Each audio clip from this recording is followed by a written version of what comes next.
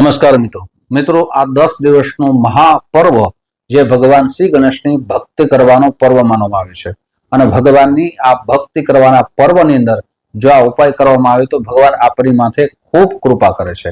આપણે શું કરવાનું છે? ભગવાન શ્રી ગણેશ ઉપર જે આપણી સમક્ષ નાનકડો શ્લોક રાખું છું એ શ્લોક એક વખત બોલવાનો છે અને આ દુર્વા ચડાવવાનું છે। આમ 21 વખત શ્લોક બોલવાનો છે ને 21 વખત દુર્વાના કટકા ચડાવવાના છે।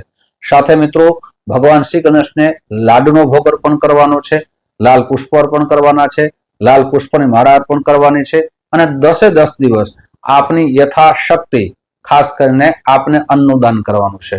આ શ્લોક અવશ્ય લખી લેશો। વક્રતુંડ મહાકાય સૂર્યકોટિ સમપ્રભા નિર્વિઘ્નમ કુરુ મે દેવા સર્વ કાર્યેષુ સર્વદા। મિત્રો ભગવાન શ્રી ગણેશ આપની માથે કૃપા કરે। આ વિડીયો પહેલી વખત જોઈ રહ્યા હો, ચેનલને પહેલી વખત જોઈ રહ્યા હો, સબસ્ક્રાઇબ ને લાઈક અને શેર અવશ્ય કરજો। નમસ્કાર।